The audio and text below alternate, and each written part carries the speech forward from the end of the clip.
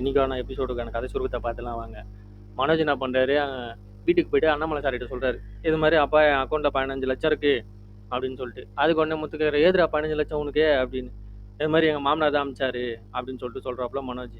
அதுக்கு உடனே முத்துக்காரு, டேய் உங்க மாமனார் ஜெயில இருக்கிறாரு, அப்புறம் பணம் வந்தது அப்படின்னு. இல்ல அவங்க ஃப்ரெண்டு மூலியமா எனக்கு ரெடி பண்ணி கொடுத்தாங்க. அந்த வேலைக்கு போறதுக்கோசம் கனடா போற வேலைக்கு இப்போ ரெடி பண்ணி கொடுத்தாங்க அப்படின்ட்டு. அதுக்கு ஒன்று அண்ணாமலைக்கார், என்னடா வேலை கிடைச்சிச்சு அப்போ போய் கட்டிட்டியா அப்படின்னு. இல்லப்பா என்னால் வந்து சரியான நேரத்தில் அந்த பணத்தை கட்ட முடியல, அதனால எனக்கு பதிலாக வேற ஒருத்தரை செலக்ட் பண்ணி அமிச்சிட்டாங்களா கன்னடாக்கு, அதனால அந்த வேலைக்கு என்னால் போக முடியல அப்படின்னு சொல்லிட்டு சொல்றாப்புல. சரி பரவாயில்ல விட்றா, அது என்னடா பண்றது, நீ இங்கேயே எதனா ஒரு வேலை தேடிக்கிறா அப்படின்னு சொல்லிட்டு அண்ணாமலை சொல்றாரு. அதுக்கு மனோஜ் சொல்றாரு, இல்லப்பா நான் வேலை செய்யல, நான் வந்து ஒரு பிசினஸ் ஸ்டார்ட் பண்ணலான்னு இருக்கேன் அப்படின்னு சொல்லிட்டு சொல்றாப்புல மனோஜ். அதுக்கு முத்து கேட்கறாப்புல, ஏன்டா உன்னால ஒரு மாசம் ஒரு கம்பெனில ஒழுங்கா வேலைக்கு கூட போக முடியாது, நீ பிசினஸ் ஸ்டார்ட் பண்ணி என்னடா பண்ண போற, உனக்கு என்னடா தெரியும் பிசினஸை பத்தி, உனக்கு என்ன முன் அனுபவம் இருக்கா அப்படின்னு.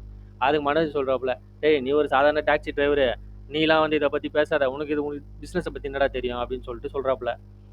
அதுக்கு உடனே முத்து சொல்ற, ஆமா ஆமா உனக்கு எல்லாம் தெரியும், சரி என்ன பண்ணிட்டு போங்க அப்படின்ட்டு. ஆனா வந்து முத்துக்கு லைட்டா டவுட் வருது இந்த பிரச்சனையை பத்தி. இதோட இன்னைக்கு எபிசோட் முடியுது. நாளைக்கு எபிசோட்ல பார்ப்போம். பாய்.